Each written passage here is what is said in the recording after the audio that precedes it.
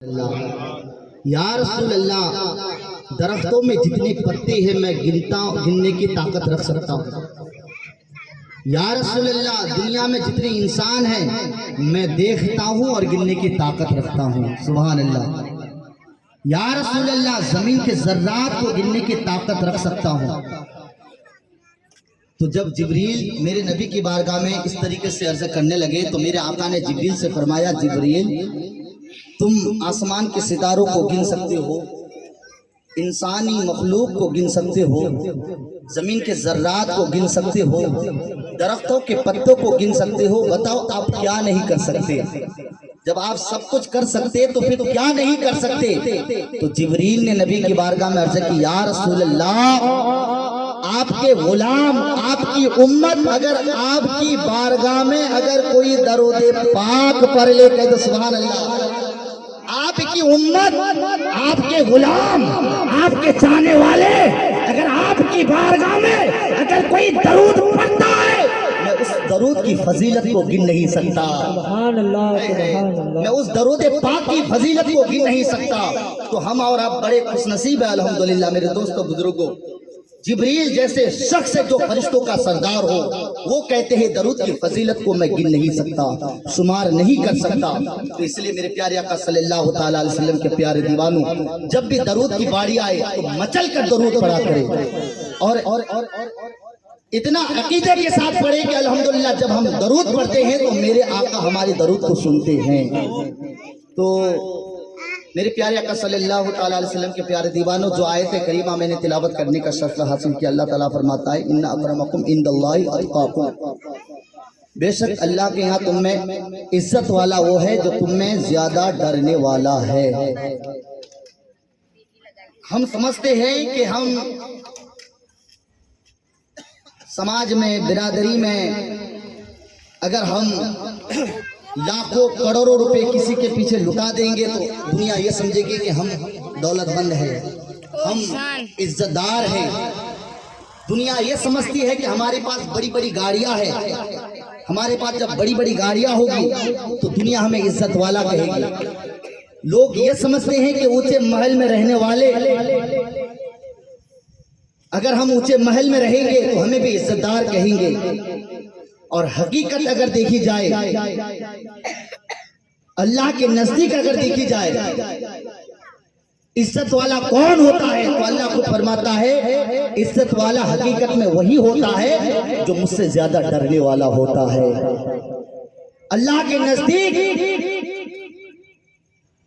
عزت والا وہی ہے جو سب سے زیادہ اللہ سے ڈرتا ہے۔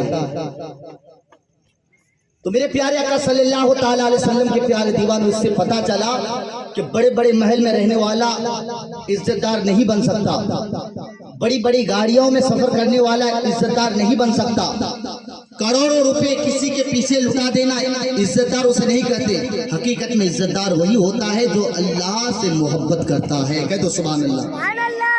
اب میرا مقصد یہ ہے کہ دیکھیے، جب ہمارے گھر میں جوان بچی ہوتی ہے، جب اس کی شادی کے لائق ہوتی ہے، تو جس کے گھر میں جوان بچی ہوتی ہے وہ اس بات کو سمجھ سکتا ہے کہ جس کے گھر میں جوان بچی ہو، اس کے ماں اور باپ جانتے ہیں ماں باپ کے دل میں کیا کیفیت ہوتی ہے۔ اور اگر وقت کے مطابق اگر شادی نہیں ہو پاتے، اگر 1 سے 2 سال اگر دیری ہو جاتے ہیں تو ماں باپ کے دل میں کیا اثر ہوتا ہے وہ ماں باپ ہی بتا سکتا ہے۔ اور پھر کیفیت یہ ہوتی ہے کہ جب ہمارے گھر کی بچیاں جوان ہوتی ہے تو ہماری امیدیں رہتی ہیں کچھ۔ وہ امیدیں کیا ہوتی ہے؟ وہ امیدیں یہ ہوتی ہے کہ ہمارے گھر میں کوئی اچھے رشتے آ جائے، ہر ایک کی امید ہوتی ہے، اور ہم اس امید کے لیے رب کی بارگاہ میں بار بار دعائیں بھی کرتے ہیں الحمدللہ، اور اللہ تعالیٰ جو ہے ہماری دعا کو ضرور قبول بھی کرتا ہے۔ تو میرے پیارے آقا صلی اللہ تعالیٰ علیہ وسلم کے پیارے دیوانوں، اللہ نے بہت ساری خوشیاں اللہ نے عطا کی ہے، بہت ساری خوشیاں عطا کی ہے، لیکن تمام خوشیوں میں ایک خوشی ہے جسے شادی مبارک کہتے ہیں۔ یہ بھی ہمارے لیے خوشی کا دن ہے۔ جب ہمارے گھر میں شادی کا ماحول ہوتا ہے، جب ہمارے گھر کی بچیوں کی یا بچوں کی شادی ہوتی ہے، اور اگر ہمارے گھر کی بچیوں یا بچوں کی اگر شادی ہونے میں اگر 1 سے 2 سال اگر لیٹ ہو جاتے ہیں، یا پھر رشتے آنے میں دیر ہوتی ہے، یا پھر ہمارے گھر کی غریبی کی وجہ سے ہم جلدی اپنے بچوں کی رشتہ داری نہیں کر پاتے، تو پھر ہماری کیفیت یہ ہوتی ہے کہ ہم اللہ کی بارگاہ میں رو رو کر کے دعائیں کرتے ہیں۔ جب ہماری دعا اللہ قبول کرتا ہے رسول کے صدقے سے، جب ایسے خوشی کا موقع آتا ہے تو پھر ہمارا حال کیا ہوتا ہے؟ ہمارا حال یہ ہوتا ہے کہ ایسے خوشی میں رب کائنات جب ہمارے گھر میں ایسی خوشی کا مقام عطا فرماتا ہے تو ہمارا حال یہ ہوتا ہے کہ ایسے خوشیوں میں پھر ہم گناہوں میں مبتلا ہو جاتے ہیں۔ افسوس کی بات ہے، گناہوں میں مبتلا ہو جاتے ہیں۔ کیسے گناہ؟ یعنی بچی کی شادی کی خوشی میں ہم ڈی جے کا احترام کرتے ہیں، ڈی جے کا اہتمام کرتے ہیں، سنگیت بجانے کا اہتمام کرتے ہیں، ناچنے کا گانا بجانے کا اہتمام کرتے ہیں۔ میرے دوستوں بزرگوں، ہماری گھر کی عورتیں اگر گھر کی 4 دیوار میں رہے، گھر کے پردے میں رہے، لیکن اس عورت کے سر پہ اگر دوپٹہ نہ ہو تو اللہ کے فرشتے اس گھر سے چلی جاتے ہیں۔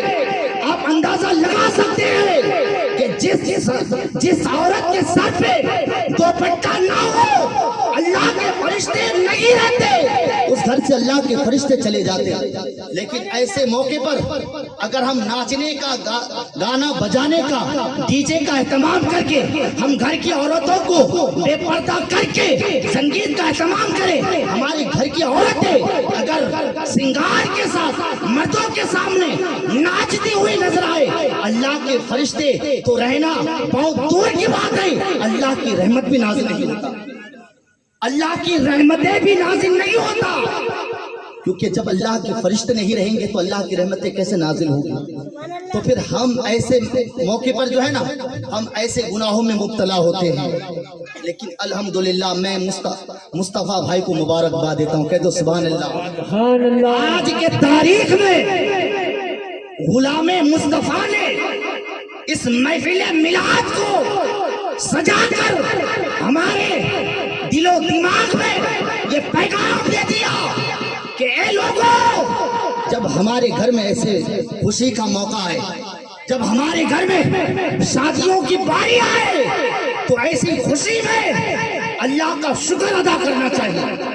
اور کیسے شکر ادا کرنا چاہیے؟ سنگیت بجا کر، گانا بجا کر، ناچ کر، ہماری عورتوں کو سنگیت سنگار کے ساتھ ہمارے سامنے ناچ کرے۔ کیا ایسے محفلوں کا اہتمام کرے؟ کیا ڈی جے منگا کر اس میں بے پردگی گانا اور ایسا گانا جو اسلام میں سننے کی اجازت ہی نہیں ہے، کیا ایسا اہتمام کرے؟ نہیں، مصطفیٰ بھائی نے یہ محفل سجا کر ہمارے دل و دماغ میں ایک پیغام دے دیا کہ اے لوگوں، شادی کی خوشی میں ہم سنگیت کے محفل کو سجانے کے بجائے، ڈی جے کے محفل کو سجانے کے بجائے، ہماری گھر کی عورتوں کو ناچنے گانے کے محفلوں کو سجانے کے بجائے اگر ہم محفل میلاد سجائیں گے تو الحمدللہ اس محفل کی برکت سے ہماری گھر کی جو بچیوں کی جو شادی ہے اس شادی میں الحمدللہ برکت ہی نازل ہوتی رہے گی۔ اس محفل پاک کی برکت سے الحمدللہ یہ محفل بھی کامیاب رہے گی، اور اس محفل کے صدقے سے الحمدللہ اللہ کے رسول بھی راضی ہو جائیں گے۔ اور جب رسول کی راضی ہونے کی بات آ جائے پھر سمجھ لینا ہمارے رشتے میں، ہمارے پریوار میں کوئی آئے یا نہ آئے، کوئی راضی ہو یا نہ ہو، لیکن اللہ کے رسول راضی ہو جائے، بس گویا آپ نے رسول کو راضی کیا، گویا آپ نے کائنات کو راضی کر لیا۔ کہہ دو سبحان اللہ۔ میرے دوستو، تو یہ محفل میلاد کو سجا کر ہمارے دل و دماغ میں یہ پیغام دے دیا کہ محفل میلاد سجا کر الحمدللہ اللہ کا شکر ادا کرنا چاہیے۔ یہ ہماری آپ کی بہت بڑی خوش نصیبی بات ہے، خوش نصیب کی بات ہے کہ خوش نصیب کی بات یہ ہے، میرا دل کہتا ہے کاش اگر ہر شادیوں میں ناچنے گانا بجانے کے بجائے اگر محفل میلاد سجایا جائے تو الحمدللہ اس محفل پاک کی برکت سے ہم جس بچی کو سسرال میں بھیجیں گے، اس محفل پاک کی برکت سے اس گھر میں برکت ہی برکت نظر آتے ہوئے نظر آئیں گے، اس گھر میں برکت ہی برکت ہوتی ہوئی نظر آئے گی، اور جب دلہن بن کے جائے گی تو اس گھر کی زینت بھی بن جائے گی، اور جب بچے کی ماں بنے گی تو ان کے قدموں کے تلے میں جنت ہی جنت ہو جائے گی۔ تو میرے دوستو بزرگوں، اور اللہ کے رسول کو راضی کرنا یہ ہماری آپ کی بہت بڑی سعادت کی بات ہے۔ جس نے رسول کو راضی کیا، جس زمانے میں جس نے رسول کو راضی کیا، الحمدللہ وہ زمانے کا ممتاز بنتا ہوا نظر آیا۔ صدیق اکبر نے رسول کو راضی کیا، صدیق اکبر نے رسول کو راضی کیا تو اسے صداقت مل گئی۔ عمر نے رسول کو راضی کیا تو عمر کو عدالت مل گئی۔ عثمان غنی نے رسول کو راضی کیا، عثمان غنی کو سخاوت مل گئی۔ مولا علی مشکل کشا نے رسول کو راضی کیا، الحمدللہ اسے شجاعت مل گئی، اور حسین نے رسول کو راضی کیا تو اسے شہادت مل گئی۔ امام اعظم نے رسول کو راضی کیا تو اسے امامت مل گئی۔ غوث اعظم نے رسول کو راضی کیا تو اسے کرامت مل گئی۔ اپنے تو اپنے غیر کی رسول کو راضی کیا تو اپنے زمانے کا ستارہ بن گیا۔ تو میرے دوستو بزرگوں، الحمدللہ ایسے محفل میلاد کو سجا کر اگر ہم نے رسول کو راضی کر لیا تو ہمیں بھی جنت مل جائے گی، تو بہت بڑی خوش نصیب کی بات ہے۔ میرے دوستو بزرگوں، تو ہمیں چاہیے اللہ کی بارگاہ میں جب کوئی دعا مانگی جائے اور جب وہ دعا قبول ہو جائے تو ایسے محفلوں میں جو ہے گناہ کرنے کے بجائے نیکی کرنی چاہیے۔ کیوں؟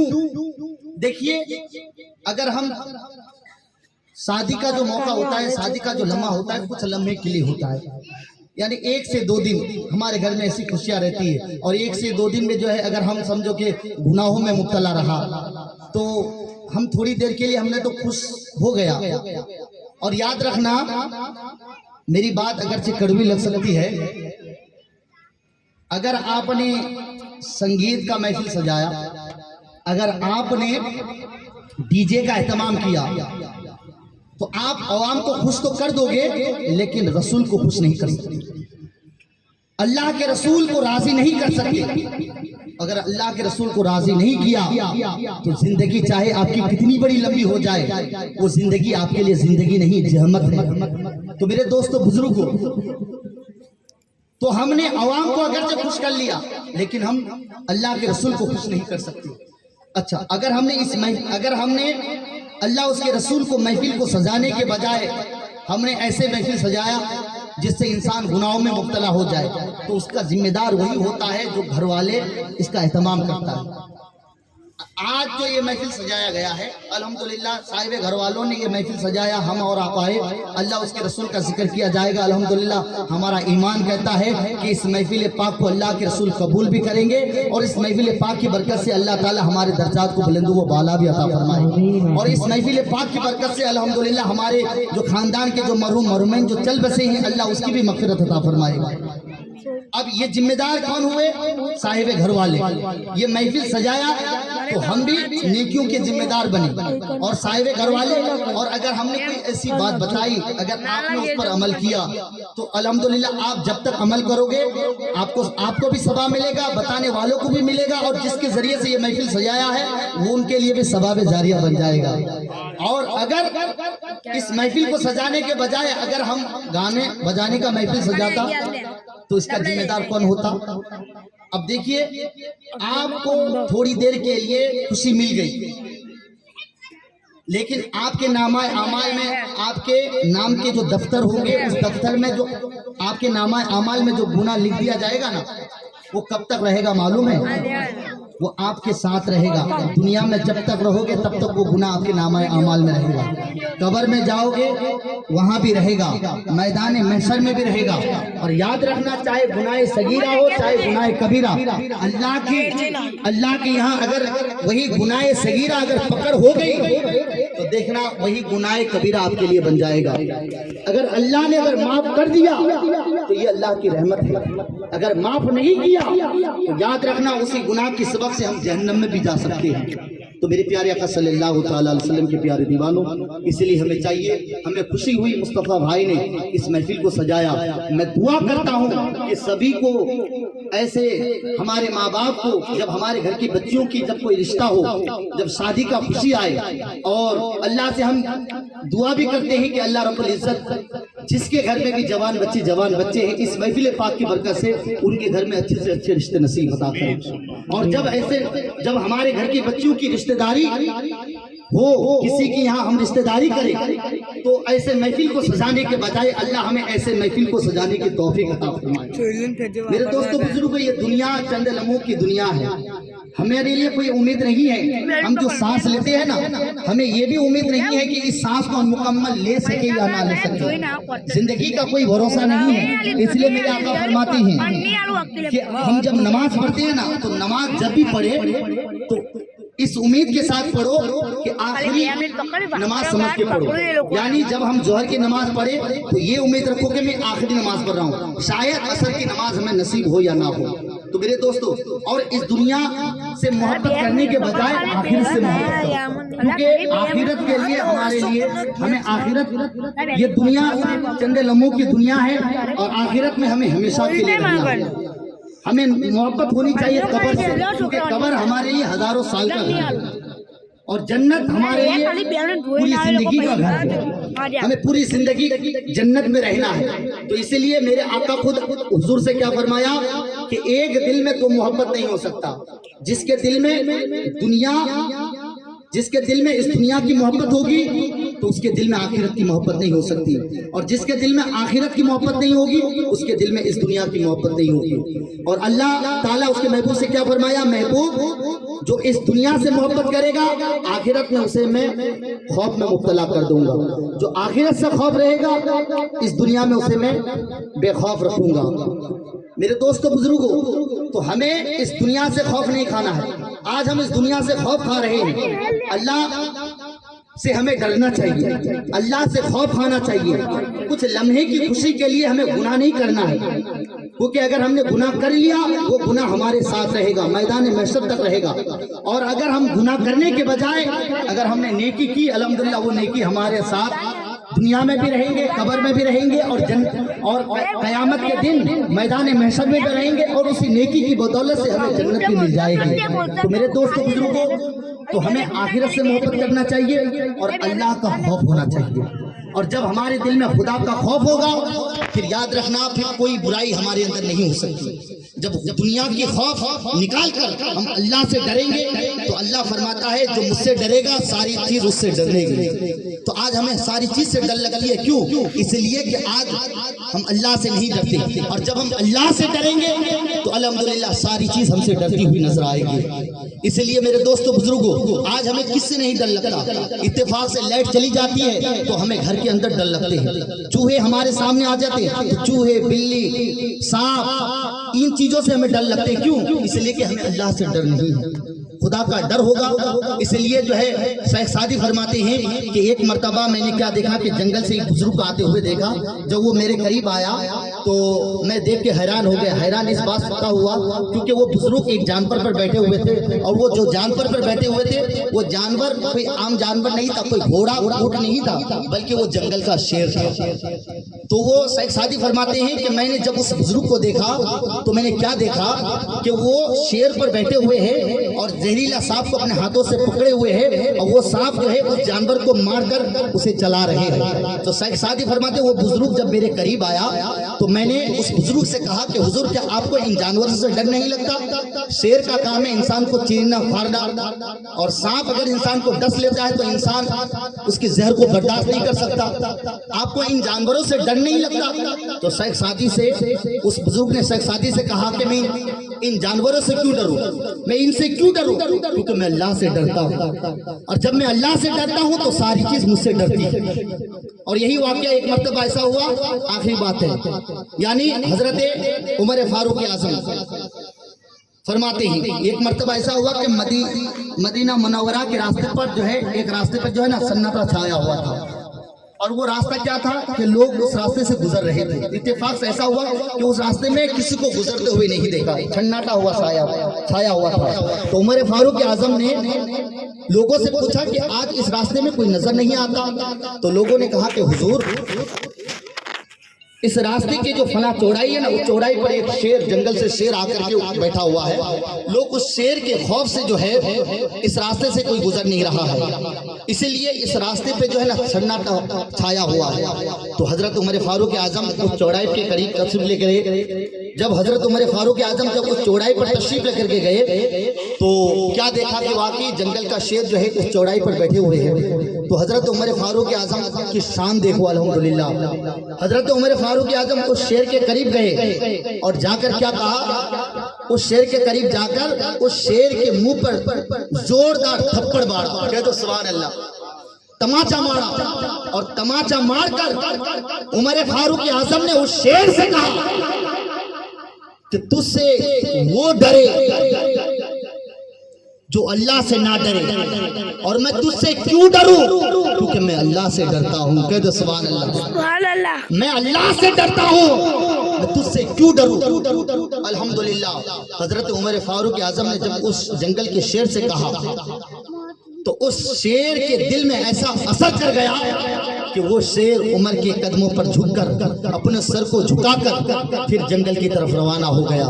تو میرے دوستو بزرگوں، تو جب ہمارے دلوں میں خدا کا خوف ہوگا الحمدللہ ہم ساری برائیوں سے دور ہو جائیں گے اور ساری دنیا ہم سے ڈرتی ہوئی نظر آئے گی.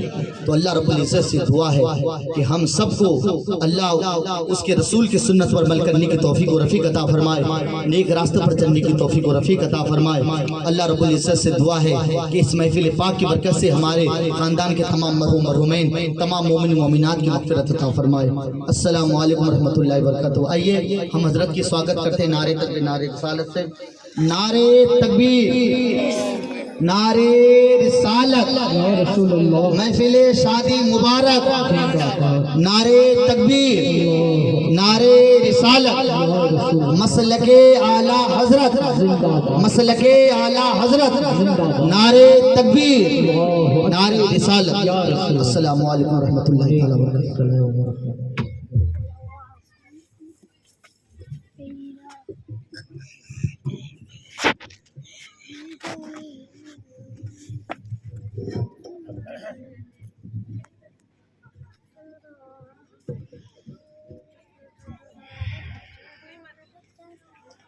الحمدللہ رب العالمین والصلاة والسلام علی سید المرسلین. اما بعد فاعوذ باللہ من الشیطان الرجیم. بسم اللہ الرحمن الرحیم. میں پڑھا ہوں، اس طرح پڑھنے کی کوشش کیجیے گا. الصلاة والسلام علیک یا رسول اللہ، الصلاۃ والسلام علیک یا رسول اللہ، وعلی آلک وصحابک یا حبیب اللہ. وعلی آلک واصحابک یا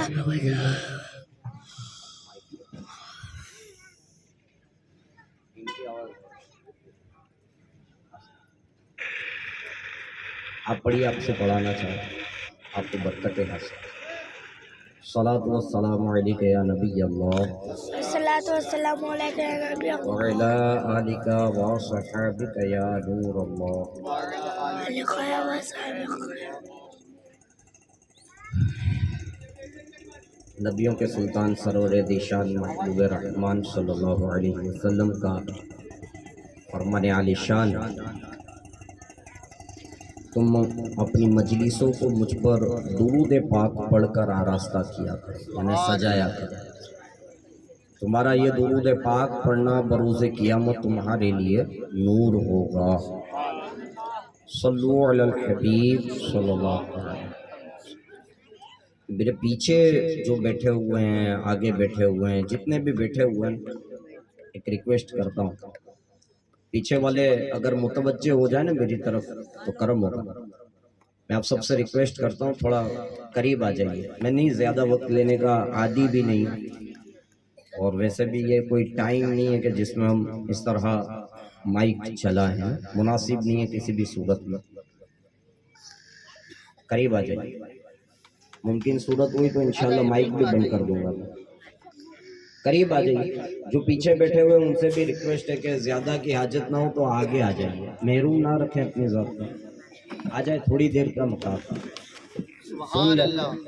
बातचीत समझने का मौका। अल्लाह नारे रिसालत, जश्न शादी मुबारक, नारे तकबीर, नारे रिसालत। असल क्या है कि बात समझने समझाने का मकाम है। हम दूर दराज बैठेंगे, कैसे पता चलेगा कि क्या मकाम, क्या मतलब था, किस वजह से जमा हुए थे। आप जानते हैं कि आज जो कारनामा हुआ जिसको हमारे इमाम साहब बयान करने की कोशिश कर रहे थे, वीडियो सोच रहे यार इंटरेस्ट नहीं ले रहे आप लोग। आप जानते हो क्या हुआ ये वो मुजाहिदाना कारनामा हुआ है जो आज के दौर का अपनी जात को मर्द कलंदर कहने वाला तक कर नहीं पाता। जो अपनी जात को मर्द कहते हैं ना, उनकी मर्दानगी को भी कोई चैलेंज हो जाए, ऐसा करके दिखाओ। अब आप कहेंगे कि इसमें क्या दाढ़ बाढ़, जो सुन सकते हैं मेरी बात को करीब आकर अल्लाह उनको बरकत दे, करीब आ जाएंगे। जो दूर दराज बैठे वो भी करीब आ जाए। देखिए, आपके पास पैसा है वगैरह जो भी माशाल्लाह हमारे इमाम साहब ने बयान फरमाया, बिल्कुल बंद है मोबाइल, आप भी मुनासिब